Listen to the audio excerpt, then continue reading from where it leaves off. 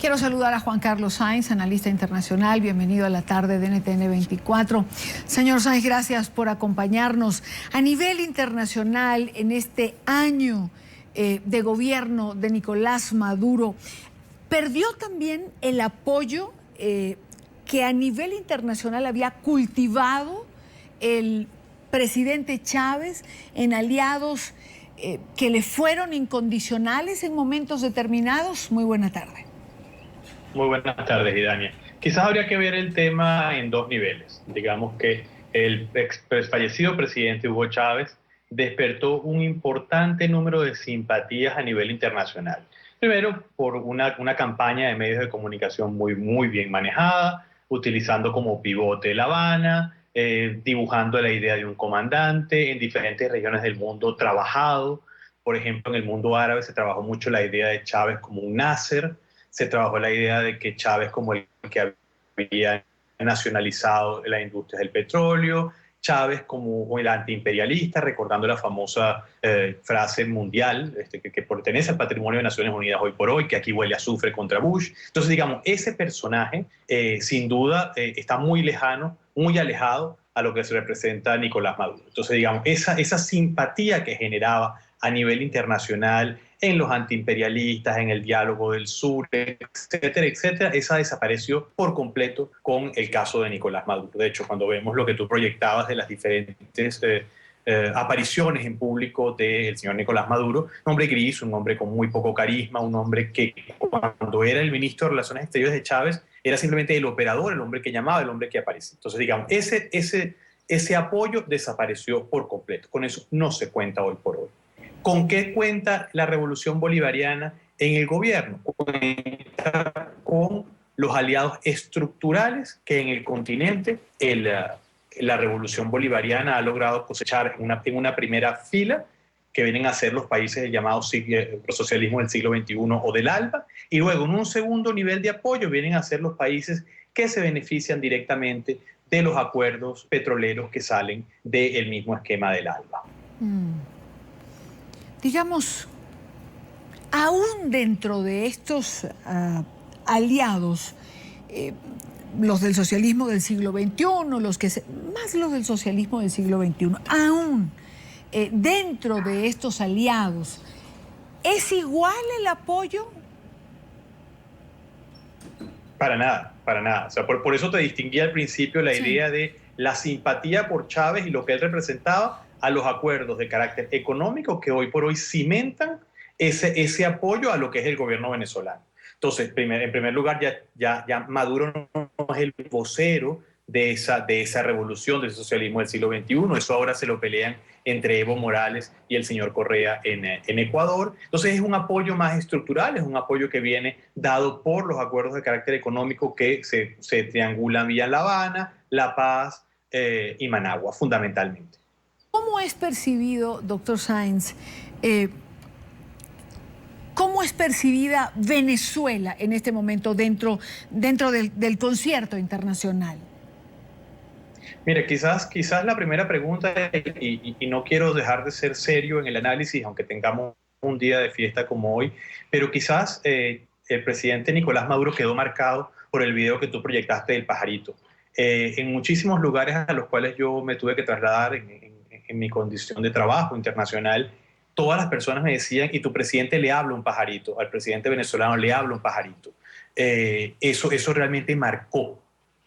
Si no hubiéramos tenido los hechos que se han dado desde febrero hasta ahora, la cantidad de muertos, la cantidad de torturados, las restricciones en libertad de expresión, hubiera quedado como simplemente una comedia, pero pasó de una comedia de un pajarito a una tragicomedia.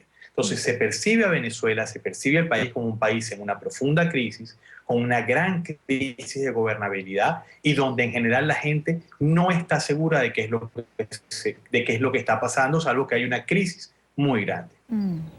El tema derechos humanos, doctor Sáenz, yo creo que en estos más de 60 días de protesta continua que se ha vivido en Venezuela, lo decíamos al comienzo del programa cuando conversábamos con Gonzalo Jimiop del Foro Penal, si algo ha dejado un rostro descubierto, un rostro poco agradable de la revolución bolivariana o del gobierno de Nicolás Maduro, es precisamente la violación flagrante de los derechos humanos. Los videos de lo que ha ocurrido en la calle, los testimonios documentados de los casos de tortura en jóvenes que han sido detenidos, ¿esto para usted le pone un acento particular a la percepción de Venezuela? Sin duda, sin duda. Los hechos que han transcurrido desde febrero de este año están marcados por una violación muy importante de los derechos humanos y que está marcado por dos hechos fundamentales. Uno, los casos documentados que las organizaciones no gubernamentales que tradicionalmente han trabajado en Venezuela, el Foro Penal, el Centro de Derechos Humanos de la Universidad Católica Andrés Bello, Amnistía Internacional, quienes han documentado con fechas, nombres, expedientes médicos, lo que ha sido la conducta represiva del gobierno, bien sea a través de la Guardia Nacional, bien sea a través de la policía, bien sea a través de fuerzas paramilitares, es realmente espeluznante. Pero eso es solamente una etapa de lo que se ha mostrado y de lo que ha sido la reacción internacional. Todos, y déjame enfatizar nuevamente, todos los organismos internacionales que tienen que ver con temas de derechos humanos en sus agendas han condenado la situación en Venezuela. Podemos discutir si esa condena ha sido una condena a la oposición y otra al gobierno, como ha pasado mucho en casos de la OEA, o algunas mediatizadas políticamente, como ha sido el caso de UNASUR. Pero lo que es el denominador común en todos los organismos de Naciones Unidas, en todos los organismos regionales en la OEA, en la Comisión Interamericana, en UNASUR, los relatores de libertad de expresión, los relatores contra la tortura, todos han mostrado su preocupación o sobre su condena sobre lo que es una acción que ya es sistemática de violación de los derechos humanos por la protestas que se vienen dando en Venezuela. ¿Qué pierde el gobierno bolivariano con estas múltiples condenas, sobre todo cuando se documenta el hecho sistemático durante más de 60 días? Mira, la revolución bolivariana nunca llegó a convencer, si me permites el término. ¿Qué quiero decir con esto? El gobierno bolivariano encabezado por Hugo Chávez intentó sentarse en el Consejo de Seguridad de Naciones Unidas, no lo logró. Intentaron sentar a un secretario general de la OEA y no lo logró. Sí, con todo el apoyo, el carisma, la simpatía que generaba Hugo Chávez, no lograron convencer al nivel internacional en su oferta.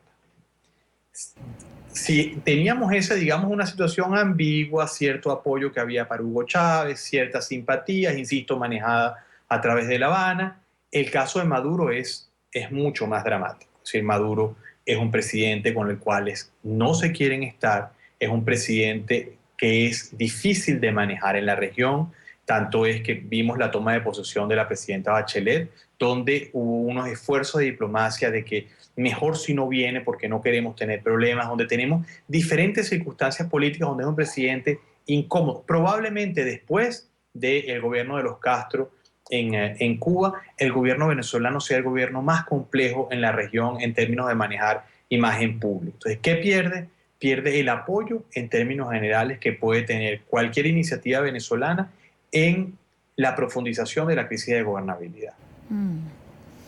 Pues bien, quiero agradecer a Juan Carlos Sáenz, analista internacional, por compartir con nosotros la visión precisamente desde lo internacional de este primer año de gobierno de Nicolás Maduro. Como siempre, un gusto conversar con usted.